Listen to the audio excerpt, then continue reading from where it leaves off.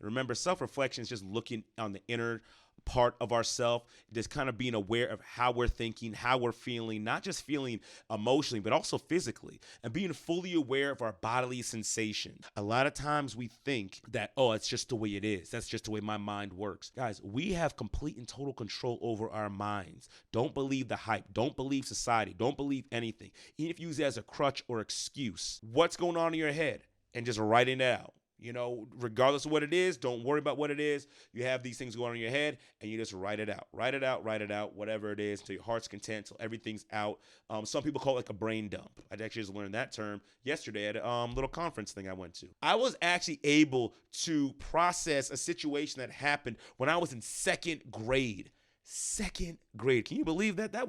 We're gods, right? Whatever we think, whatever we say, we can bring it to pass. And I'm not saying that, in any kind of blasphemous way, because the Bible says that, Jesus said, doesn't your scripture say ye are gods? That's what he said. So I'm not making it up. It's not me. If I'm made in the image of God, then I should be able to do a lot of the stuff that he does, just like my son, who's in my image, can do a lot of the same things that I can do. Greetings, everybody. Welcome back to the FCS Prep Podcast. I'm your host, Dr. Keith Fairclough, and today we are going to continue with talking about self-reflection.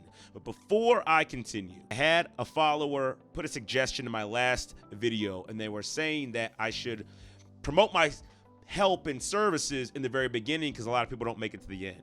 So I thought it was great advice. So let me just say this. If you need help, if you need coaching, if you need therapy, please reach out to me. You can contact me through any of my social media. You can message me. You can reach out to me. I'm on Instagram, TikTok, Facebook, you name it. I'm on all of them, or the major ones. So you can reach out to me. We'll set it up. We'll get you the help you need, the help you desire, and the help you deserve. All right. So without further ado, let's jump into self-reflection, the application. If you're just tuning in for the first time and you really want to know more about self-reflection, go ahead and hit the last episode. We talked about it in depth. We talked about some of the benefits of it. There are a lot of benefits of self-reflection, so we just touched on a few. I want to see like maybe 6 or 8 or something like that.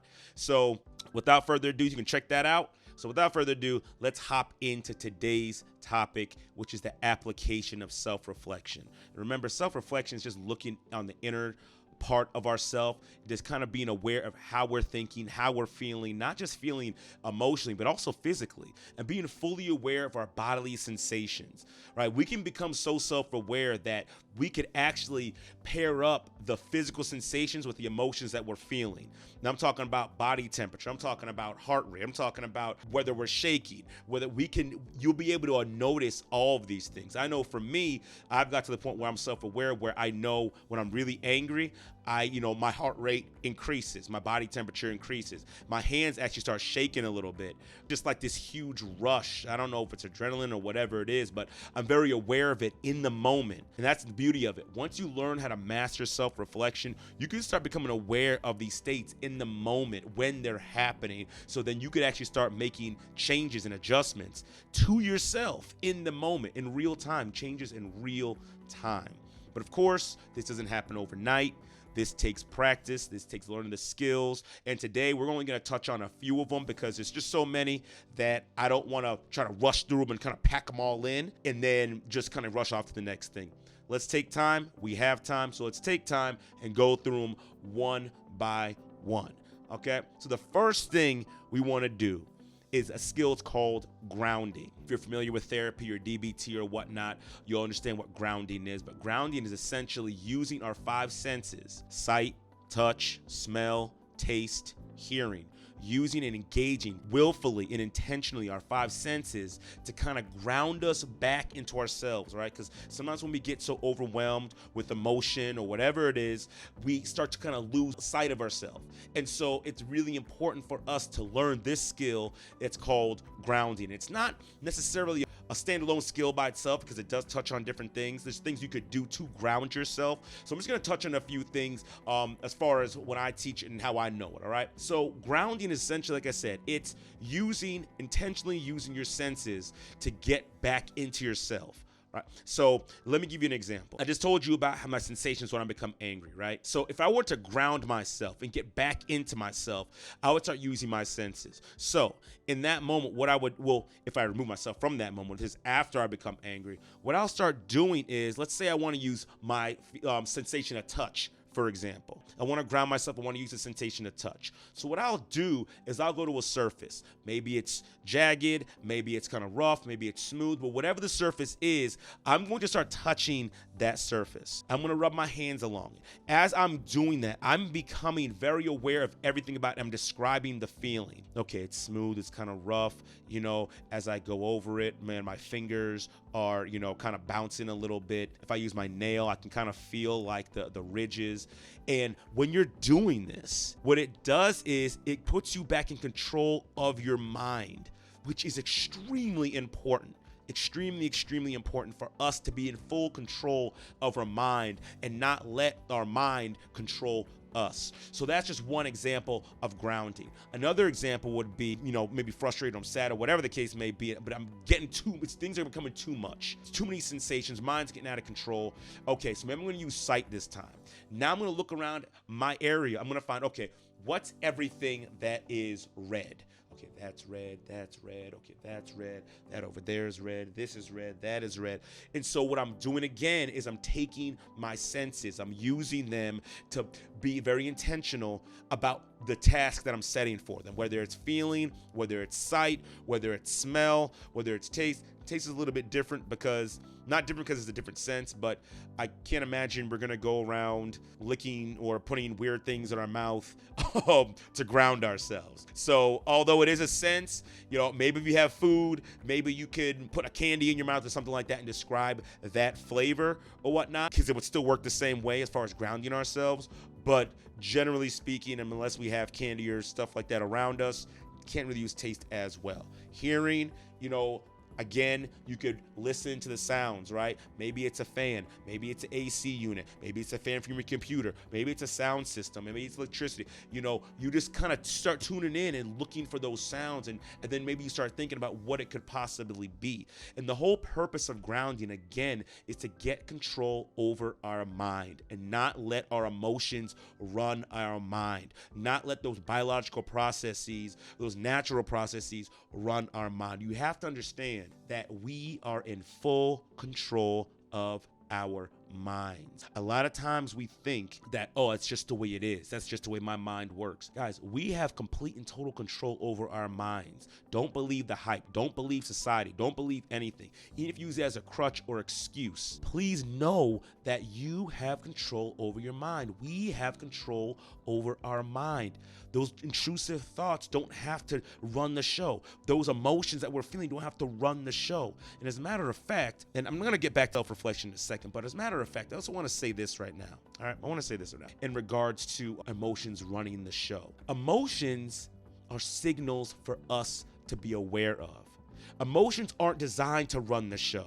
Emotions are signs that, hey, something's going on. Either a belief was violated, or something hurt us, or something happened. And we have that emotion not just to sit in the emotion, not to let the emotion run the show. The emotion tells us something has happened and we need to act. We need to do something about that. That's what emotions are for. They're not just to feel and just run the show and just do everything.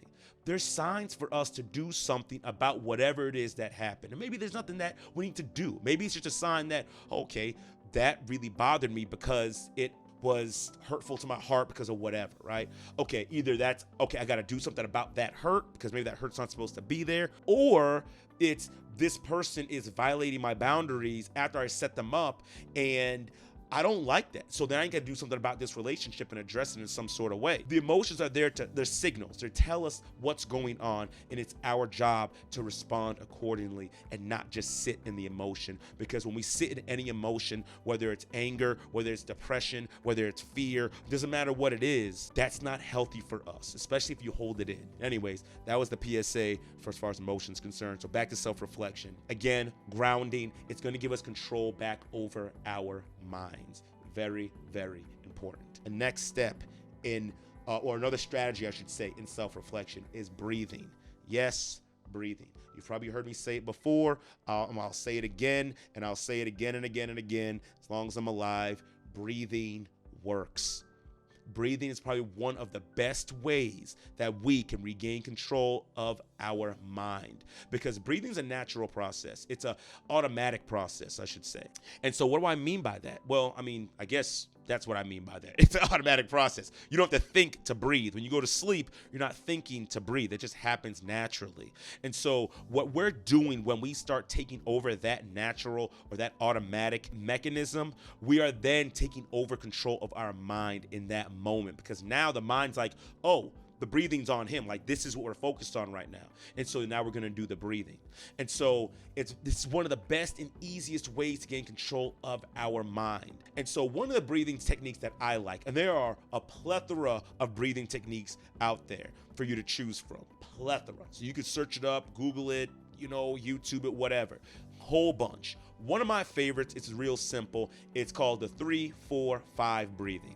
And essentially, all you do is you breathe in for 3 seconds, hold it for 4 seconds, and breathe out slowly for 5 seconds while you're in complete and total control the entire time. And you do that for 3 or 5 or 10 counts, right? And so what this does, again, it puts you back in the driver's seat of your body, of your mind, so you can start making better decisions, right? So you can start self-reflecting and looking at, okay, I'm out of the emotions and the feelings right now.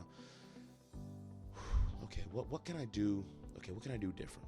How can I approach a situation? Do I need to apologize? It just puts you back in the driver's seat. It settles everything down, right? So you can self-reflect and do what you need to do. And so I'm going to show you a quick example of 3-4-5 breathing, all right? I'm going to count my fingers. I'm only going to do it once just because I don't want to spend a whole lot of time on this. But okay, so here we go, right? 3-4-5 breathing. Ready? Let me catch my breath.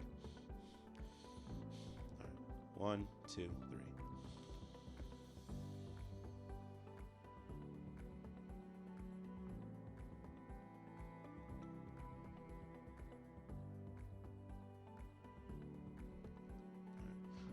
Do you have to close your eyes when you do it? No. I like to do it. It's just natural for me. But that's 3-4-5 breathing. And you would just kind of repeat that over and over again. And the more you repeat it, like I said, the more it puts you back in the driver's seat, calms your body down, and allows you to start being aware of the sensations in your body. All right. So the next thing is journaling. And this is actually going to be our last strategy and technique for this episode. We're going to have another set of strategies or whatnot for the next episodes. So stay tuned. But journaling, right? And I'm going to have 4 types of journaling here. I believe it's 4. It might be 5. A few types of journaling here. Because I'm not just talking about, well, one of the things, I'll just jump into that one. It's just normal journaling, right? What's going on in your head and just writing it out. Regardless of what it is, don't worry about what it is. You have these things going on in your head and you just write it out, whatever it is, till your heart's content, till everything's out. Some people call it like a brain dump. I actually just learned that term yesterday at a little conference thing I went to. So you can call it a brain dump, where you just write whatever's going on in your head, you write it down. Don't worry about being nice. Don't worry about being kind. Whatever you're feeling, whatever you're thinking, you write that down. So again, you're taking control of the mind. You're writing out the emotions, your feelings, your thoughts. You're putting it all out on paper. And then you can go back and review it and see, okay, what's really going on inside of me? What's going on inside my head, right? So this allows you to self-reflect in a more physical way, because you could actually look at the paper, look at the computer, or whatever it is you're writing on, and see, okay, what's going on. So that's what we call the journaling, just the regular, like a brain dump, right? The next one is a little bit more strategic, and you call it the day review. And so you could do this in the morning, where you're journaling about how the day is going to go, or what your expectations are, what your thoughts are, or just maybe how you're feeling in that very moment, right? And then at the end of the day, you could do, again, a day review, where you actually review your day and say, okay, what happened, what took place, what emotions was I feeling, what thoughts came to my head, who did what, whatever. And you can review this, right? You review the things you've been writing, you review what happened in your day, you say, maybe I shouldn't have done that. Ooh, what caused me to do that? So it allows you to start questioning yourself and looking at your thoughts, your feelings, your actions, your behaviors. Start looking at it so you can change the things that need to be changed, or amplify the things that went well. I started smiling at everyone today, and, people were smiling back, and it made me feel good. So maybe I need to do more of that. Or there was a person, that I helped today, and, when I helped them, I felt great. It was amazing. I need to do more of that. So by being able to write these things out and reviewing your day, you're also able to start, again, taking control, self-reflecting, taking different actions so you can get the different results that you're looking for and get to the goal that you're striving towards. Another form of journaling is situational. I call it situational. And this is where you journal about a specific thing that's going on. So maybe you got into an argument with your significant other, or maybe, you just yelled at your kids, or maybe the boss reamed you out at work, or whatever it is. This is purely situational. This is not just a brain dump. This is not a day review. This is about a specific situation that you have experienced. And this is what you do with that. You just write it, everything about it, right? Again, thoughts, feelings, what happened, everything like that, your thoughts about the situation. Write it all down, all right? And then review it. Just take a look at it, read over it, right? And again, this is just for you. So there's no need to pretty it up. There's no need to clean it up or anything like that. This is just for your eyes and your eyes only, unless you're seeing a therapist or someone that reviews these things with you. But just be real, be raw as you're writing these things down, okay? And after you write it down, time to reflect. Just look at it, okay? Is it exactly as you think it is? Is it maybe you interpreted something wrong? Or maybe, you brought this on yourself? Or maybe they were having a bad day? Or whatever the case may be. But this gives you an opportunity to reflect on the situation specifically. And the last form of journaling that we're going to talk about today is what I call the self-therapist. Yes, and you might ask, well, what's the self-therapist? The self-therapist is a technique that I don't know if it's unique to me or I coined it, or I coined the term personally, but I don't know if this technique is brand new, like no one's ever done it before. But long story short, all you're doing when I talk about journaling and being your self-therapist is you're asking yourself questions. And the beauty of this is you can ask yourself real and raw questions and you just answer them. That's it. So you'll ask a question, you'll answer it. And then you'll review that, self-reflect, and then you'll ask another question and you'll answer it. And you're going to find that you're going to be asking yourself some pretty tough questions, but that's okay because it's coming from you. See, if somewhere else were to ask you these questions, it might be kind of difficult. Maybe you'll be offended, or maybe you'll be shocked, or I don't know. You'll feel some kind of way that's going to make you not really want to answer the question or answer in a way maybe make you look good, or maybe you give yourself an easy pass, whatever the case may be. But when you're asking yourself, remember, this is you. This isn't anybody else. This is you. And because it's you, you can be as real with you as you want to be. And so I'm saying be as real as you can possibly be. Ask tough questions. Ask hard questions. And I've done this before, right? So all of these things I've done before, right? I've done all these things before. So I'm not telling you things that I haven't done or haven't practiced or haven't tried. And they work. And it really has helped me to get a lot of clarity on where I'm going in life, what my purpose is, what my goals are, what I've been done in situations, why I feel a certain way. Like using this technique, the self-therapist technique, journaling style, I was actually able to process a situation that happened when I was in second grade. Second grade. Can you believe that? That was a long time ago. That was a very, very long time ago. 30, 31 years ago, something like that. Like it was a long, long time ago. But I was able to use the technique to process something that happened when I was in second grade. Again, this is self-reflection. I was able to see things by asking myself these questions that otherwise I wouldn't have seen, because I viewed myself as a victim in the situation, and well, okay, I'm gonna end it after this, but I'm gonna tell you the whole story, right? So I was in second grade, I was at the lunch table, and I had my lunch bag, and we were sitting around with friends, and someone made a joke, right? Like, I forgot what the joke was, something about a pirate, what should we do with this? And I said, make it walk the plank, right? I think it was like holding my lunch bag or whatever the case may be. Everyone laughed, it was a good time, I was a star, whatever, right? And so the next day, they asked the same question. I made the same joke. And then one of the kids was like, well, it's not funny. I was devastated, right? And I had no one to process this with. So from that day forward, this is crazy, but from that day forward, because of that, I stopped opening up. I stopped sharing stuff. I stopped being open, from that day forward. And it took a long time to open me back up, right? And again, I didn't have anyone to process this with. But then I did the self-therapy journaling. And I started going through it.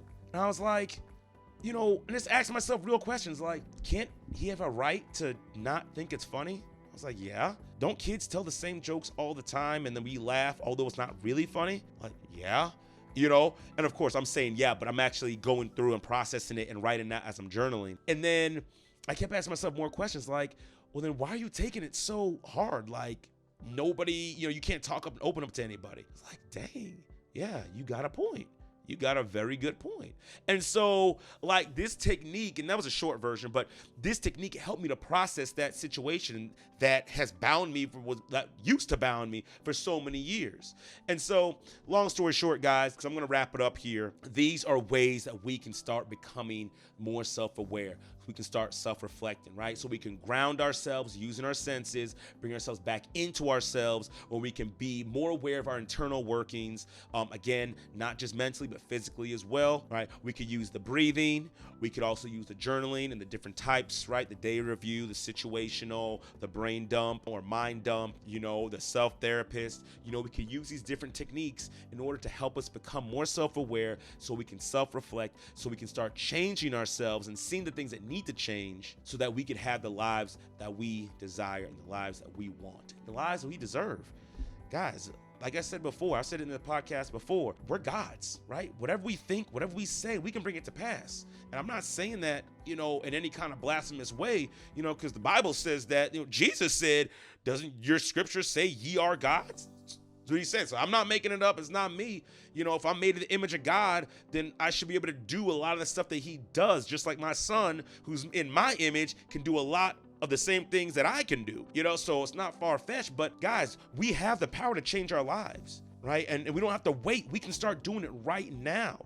And part of this is self-reflecting. If we self-reflect, then change the things that need to be changed in real time, then we can start making faster progress in everything and anything that we do. So this is what I want y'all to do. Stay tuned, because I'm coming back with a part 2, maybe a part 3, depending on how many other strategies we got. But I really want you to stay tuned and come back so we can learn the skills we need to self-reflect. Because again, the skill of self-reflecting is so universal. It can help in so many situations. It can help in your relationships. It can help with your kids. It can help at work. It can help in your community. It can help with your personal development. It can help with you in church. It can help you wherever you go. Self-reflection works, and it can help you in real time. Because you might find out, and this has happened to me, there have been times when maybe I got too heated in the moment and had to stop and self-reflect, like, okay, hold on, wait a second. All right, I came at this kid the wrong way, man. Hey, man, I apologize, man. I shouldn't have came at you that way, so on and so forth, and blah, blah, blah. That helps me to start changing in real time. So stay tuned. The next episode, we're going to be talking more about self-reflection, more about different techniques that you could use. And you could use one of these. You could use 2 of them. You could use all of them. Use what works for you. I love you all. Thank you again for tuning in. Again, if you need help, please hit me up. You can message me on any of my social media platforms. You could click on any of the links below. You reach out to me, and I'll get back to you as soon as possible. I love you all. Y'all take care. Have a great, awesome, and blessed day. And remember, we're out here improving the world by improving you. Y'all take care.